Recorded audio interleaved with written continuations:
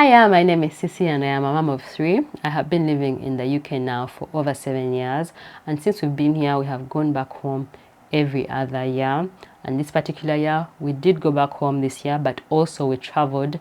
We had a long trip a few months ago, and I have 3 kids aged 6, 4 and 2. So really little kids, and it can be a struggle. So in this video I'm going to be sharing my tips of how to travel, or my travel tips, mostly for myself, because every time I'm going to travel I start watching these videos like this to remind myself of what do I need to pack and what to look out for. And yeah, that's what I'm planning to share today. So the first thing is to book your flights strategically. So the time of the year that you take your flights matters. So before your kids are in school is a good time to be traveling off peak.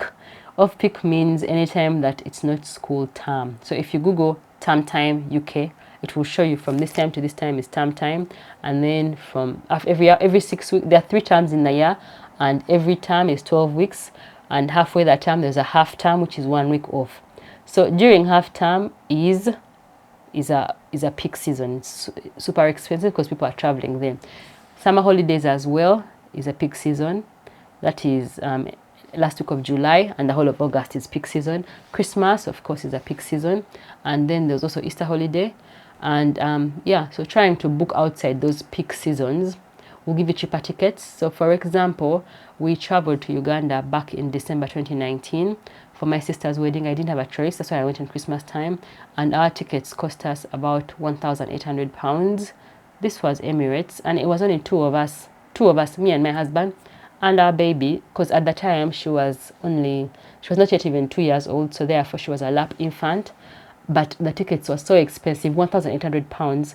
And yet, fast forward to this year in March, we traveled to Uganda, and we were 5 of us. We were 5 of us, yes, because I had 3 kids by now, although the youngest was a lap infant, so I carried him, but the rest of us had tickets, and our tickets were about £2,000, although this was Rwanda Air. And yes, the other one was Emirates, which is way more expensive, but still, the point is the difference between the peak and the off-peak. Especially Christmas is the most expensive time. And in March when we traveled, it was around Easter time, but schools had not yet broken off, so it was a bit cheaper than if we had waited for the school term to end and then now you travel. So do be considering that if you have a choice.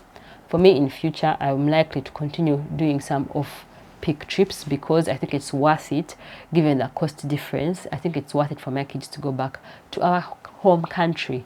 I think what they get is much more valuable than missing like a week of school. What happens with the school is that you apply to take your kid out of school, and they might allow or they might refuse. So if they allow, well and good, you just go, you've let them know. But if they refuse, then they will take your information to the council, which will fine you. The fine is £80 if you pay it within a certain period, but if it's beyond, like if you take too much time to pay, then it's £160. To me, that money is worth paying, and so that is why going forward I am still likely going to do this again, probably, because it makes a big difference to the price, and yet also we need to know where we're coming from, especially because for me and my kids, we're all Ugandans originally. Anyway, the next tip is to travel before your kids turn 2, then you can avoid all this. Travel before your kids turn 2 as much as you can, because then they are free. They're not 100% free, but they pay so little. Like if your ticket for an adult is like £400–500, the kid one could be like £50 to 100 maximum, because they don't take up a seat, you keep carrying them. They are lap infant, although it's a bit of an inconvenience because the whole time you're carrying someone. And for me, ever since I came to the UK, every time I've traveled, I've always had a kid below 2, so I've always carried someone in my laps, and I've never traveled without anyone in my lap. And I'm looking forward to the next time we travel, because my youngest is now 2. That will mean that everyone can be in their seat, and maybe I can also enjoy my flight a little bit more. My next tip is to plan your finances in advance, save your money in advance, because it's much more interesting, it's much more fun going on a trip when you're paid for the trip. Instead of, for example, now in October, I am still paying back for a trip we took in August to Dubai because it was unplanned. It was really expensive. I don't regret it, but it's more annoying than if you've planned in advance, like the one in March where I knew how much money we need, and I started working up, like doing my extra shifts to cover that fee, so that by the time you go, you enjoy better. Because remember, you are going to wherever you're going to enjoy life. You're not going to suffer. So have the money in advance. Yeah, but also for me, I've in the past having had to use credit cards because I booked the trip unplanned. Most of my trips have been a little bit unplanned, to be honest. So you end up suffering after when you've come back. So ideally, plan in advance. In terms of preparing for your trip, make sure you look into the vaccinations that you have to do. So we have to do a yellow fever vaccine for Uganda. And so for me, I have a yellow fever card. My husband has one, but our kids don't have, and no one asked us anything. We just went. I guess because we had Ugandan passports anyway. No one is going to send you away because it's your country. The other thing is malaria, but I don't know about you. Please do look into it for yourself. Consider vaccinations you have to get in advance. You can probably get them in the UK in pharmacies, and they're usually expensive. But if you have no choice, you have to get it. The other thing is malaria. So for malaria, you need to take some anti-malarials, depending on which anti-malaria you take. Some of them, you have to take them like a week before you travel. And others, it's fine when you're there. So the very first time we went to Uganda, we did go to a pharmacy here in the UK, and we got an anti-malaria, which you had to start it before you've traveled. I don't remember the name. And then also while you're there, you had to take the tablet every single day. And my daughter was not yet even 2 years old, so it was for forcing. She couldn't take it every single day, yet it was really expensive. So after that trip, what we do now is that we buy our anti-malaria. The anti-malarials for prevention are different from the ones for treatment. So we buy the one for prevention that we now buy it in Uganda, and the one that we've been using is called Eloquin, and we get that from one of the pharmacies in Wandegea. I think First Pharmacy or Fieka, or I don't know, one of those big pharmacies. You get it. It's about 10,000 shillings per tablet, and it's only per week, which is much more cheaper and effective, and easier for the kids. So they have their dose. It's per kilograms. You take that per week. In terms of preparing for malaria things, also take mosquito repellents. We take the sprays, and also obviously use your mosquito nets while you're there, because you lose your malaria immunity if you've left the country for over 5 years. This is information that I remember from my medical school. I don't know if it's still the case, but that's what I knew, is that once you leave an endemic area for more than 5 years, then you lose your natural immunity, apparently. So I haven't had malaria myself in over 7 years. So I believe it, because if I did have a malaria, it might be more severe than if I had had it 7 years ago while I was still in Uganda. Before you go as well, create a shopping list for your destination. And mostly this is for Uganda, because one of the main things when I go to Uganda is obviously to see people, but also to carry stuff back. So I usually make my list while I'm still here, because when you reach there, you're going to get overwhelmed with so many things. You won't take everything, which you can't. So for me, on my list, I always carry, the things I always buy are Numa Kalo, because I like Kalo, Numa Bushera, because obviously I like Bushera too, cassava flour, which I use to make obsuma. Obsuma is Kalo in Samia, which is the one of cassava only. Also, cassava flour is for making kabalagala, you know, the pani, which you mix with bananas. If the bananas are very ripe, they can also work. Obviously, you don't have the kabalagala bananas here, but they also work for us. Maize flour also. Maize flour is optional, because you can also get maize flour in the UK. But for me, I like the Ugandan type, which is over-refined. It's like thinner, and the posho comes out different. I also like that. Royco. Royco is optional for me, but my husband loves that. So we always get Royco because for him, he likes it. And tea masala for me as well, because I love tea masala. Banana crisps or the gonja crisps, I always carry those. Binyewa paste, binyewa seeds, because the peanuts here are not the same. And also chisubi tea is a popular one, although for me I'm not really so much into it, but I know many people always carry that. Akabanga chili oil, again I'm not so much into that, but usually my uncle sent me for that, so I thought you might want to know about that also. And ghee, I always carry ghee, because yeah, I'm nyankole kazi, so I love my ghee. I have to carry my ghee. I used to carry mukene before, but then I have some mukene I've had for like over a year in the freezer, and I don't really like it, although I'm also a Samia, so I struggle with omena. I eat it sometimes, but not so much. The other thing is mpombo leaves. I've carried those before. They're still in the freezer. For when you want to make your matoke, to have that more matoke flavor, have those mpombo leaves. Bitenjis, I like a lot of bitenji things. Like I have bitenji scrubs, I have bitenji dresses, I have chikoyu dresses for the kids. I always go to the crafts place over Uganda Road to buy things for us to feel more of our Ugandan selves, Ugandan t-shirts, lesus, and then there's the jewelry, there's African jewelry that's from African-like shops. Initially, I used to also buy hair products from Uganda, but I don't do that anymore. My favorite lines were Kentaro and also Livara, but especially Kentaro products, because I used to use those since I first went natural back in 2014, more than a year, it's like a decade ago. And yeah, so make your list while you're still in the UK or wherever you are, because it will help you by the time you go, then you know the things that you want and you don't forget. So now onto my packing tips, things to pack for yourself and for the kids. So the first thing is carry-on cases for the kids.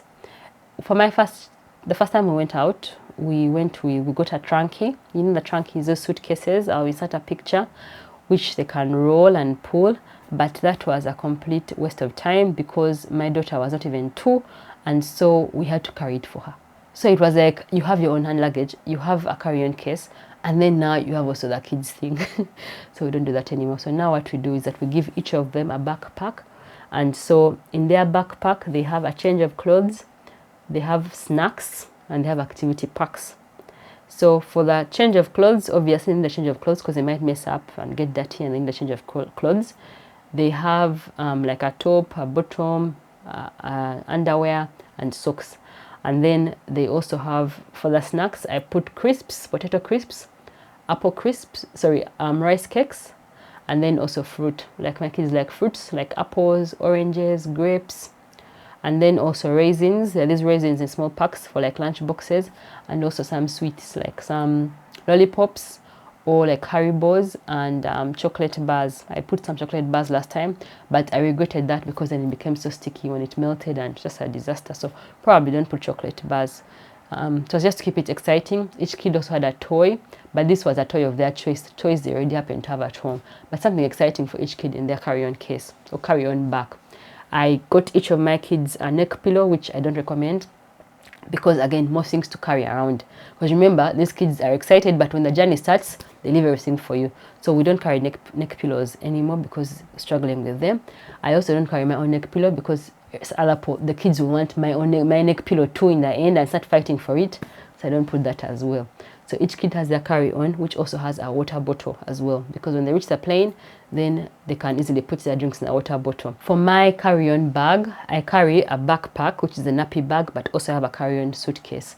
So in the suitcase, I have snacks for everyone, like the same snacks they have in their backpacks, but I have extras. But I also carry food, depending on the direction we're taking. Actually, it doesn't matter. I always carry food. So the last time we traveled, I made chips and sausages, which I had in my suitcase. And because we go to the airport very early, and so then they eat their supper, because usually we travel at night time.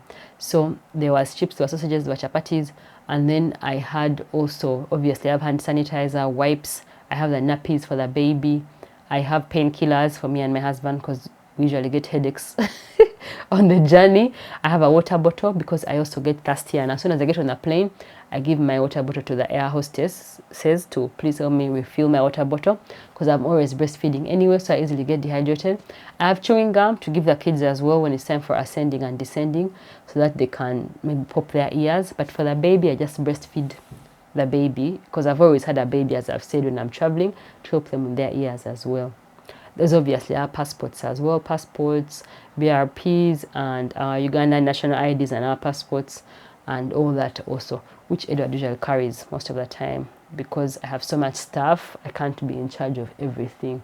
So he's not in charge of all that. In terms of medical supplies, please carry for everyone. We carry cetirizine and Alerif. Alerif is the same as Piriton or chlorpheniramine for the antihistamines because some of our kids have allergies, so we have to take that.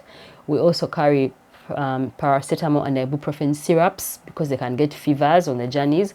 Just make sure that the bottles of medication are less than 100 mils because our cetirizine, for example, it was in 150 mils. So I went to the supermarket and I bought a different cetirizine. The one that Piriton brand was in a 100 ml bottle. And then now I feel that because if it's more than 100 ml, they won't let you take it onto the plane. You just throw your things in the airport. When I used to have heartburn a lot, I would also carry my like magnesium tablets, but I don't struggle with that so much anymore. So thankfully, I don't have to do that. I also put, for each kid as well, I also put earphones or headphones. When we had only one child, then the one child had headphones, like kid-size headphones. But now, that's just so bulky. And I've been lazy to buy them others. I'm like, so expensive, they might break them. So now I just got them earphones from Poundland. Reason being, when they get on the plane, they take a while to give out the earphones on the plane, and my kids, it's just easier for them to just have it, and then they can't be waiting. I just give them, they start watching, and then everyone is quiet, and you have a nice relaxed trip from the get-go. I also pack for myself lip balm, lip gloss, because the lips get really dry, and also an eye mask, because for me I usually sleep, and I can't sleep properly when my eyes, like I can't sleep when there's light in my eyes. I have to have an eye mask for that as well. And also hand cream, because your hands really get dry, and also wipes for wiping. So the wipes that I got are called Dettol. There's a Dettol brand of wipes which they can wipe surfaces but can also clean your hands at the same time, which is really nice. I found that from someone I saw on YouTube sharing a video, and so you can use that to wipe the surfaces. When you reach the plane, wipe everyone's seats. I never got to do that. It was in my dream. I was like, that would be nice. But when you reach, the kids are too many, you're outnumbered, there's people, like, I don't have time to start cleaning the places. But at least when it was time for eating, I got a chance to clean the table at least. So take plenty of wipes for cleaning, antibiotic wipes, antibacterial wipes for cleaning surfaces as well. So for me, the type I had could do both hands and also surfaces. So on the plane, book seats strategically. So for us, because we are many of us, we're a family of 5, at least we're going to have both the window seat and the aisle will be all to us. But if you don't have that option, then consider if your child goes up to pee a lot, if they are not like in nappies, you want to be on the aisle. But if they are not, then you might as well be the other side. But at the same time, I like to be on the aisle because you can easily take them for a walk up and down easily than if you have to keep disturbing someone. Because I had that experience where one of my kids had to go to the bathroom all the time, so I had to keep going up and down. And then the other kid also just gets restless and had to just keep walking up and down. And so for us, it worked out that we usually cross the aisle. So we are the ones, one of our group is on the opposite side and the other one is on the other side as well. In terms of entertainment, I now just use the plane entertainment for the long flights, and the short ones they give you. Most places, because the last flight we took was to Dubai via Amsterdam, and the flight from London to Amsterdam was 1 hour, but they give them some little coloring things, so they can do that. Although I still packed activity packs that I got from Poundland for coloring, for exactly that purpose. And if your kids use tablets, go ahead and give them tablets. Our kids, our first one used to have a tablet for our first trip, but it's not worth it just buying a tablet for that. So we took it away actually ages ago, so she didn't even use it anymore. Yeah, but get entertainment for the kids because they get bored, especially if they're awake. In terms of timing of the flights, our flights, we always time them for around bedtime, so we always take night flights so that we've started the flight and after a short while, people are blacked out and they've slept. Although one of our trips was in the daytime, and it was also fine because they were awake, but like they were watching things on the computer screen, so it really works out either way. It depends on your preference now, but I think I would still prefer bedtime. Bedtime is easier, I think. Yeah, for the kids part of it. It's a bit harder for you, the adults, but I think for the kids it's okay. Because me, I couldn't sleep entirely. I can't completely sleep, so I'm so tired the whole flight. The other thing I would recommend is to bring a baggie, especially if you're traveling to... I have never taken a baggie to Uganda, but when we went to Dubai, we took a baggie or a stroller because I knew it would be like easier to use over there. And it made a big difference because at least you didn't have to carry the youngest every time. We put him in the baggie. And another thing that helps in the airports is that I always carry a lasso in my nappy bag, and that's to carry the baby on my back because it's easier. You can also carry a sling or baby carrier, but I find it more ergonomic on my back to carry them on my back.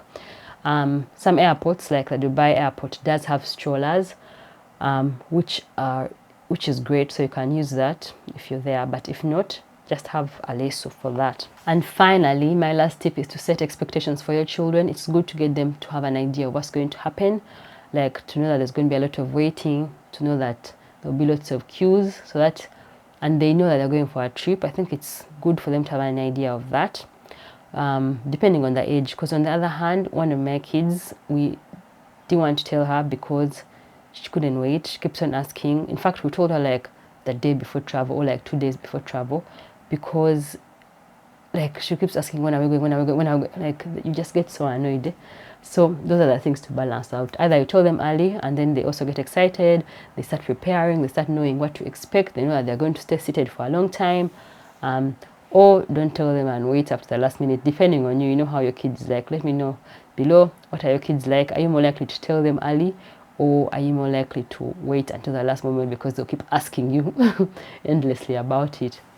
And finally, I guess my last tip is to stay calm and expect the unexpected, and don't worry, it's going to be fine, because things can go wrong and things will go wrong, but at the end of the day, I think it's worth it. The kids enjoy the trip, it's better for them, because I see a lot of people saying they wouldn't go with their kids on holiday, especially people, anyway, they're like, they would leave their kids home because it's so much stress, but the kids also want to enjoy. Like, wouldn't you have enjoyed that when you were growing up, to go on trips? I think it's worth it. It's worth it in the end. It's a bit of a struggle, but I think it's worth it. So I would advise that do take the kids, don't leave them home. They also want to enjoy and go and travel and see the world. Go with them. So that's it, guys. I hope you enjoyed that video. Please share with us your tips below. Like, what did you find helpful so other people can learn as well, in the comments below. If you want to watch a trip of me, which was a vlog with me and my kids at the last time we traveled, then watch this video here.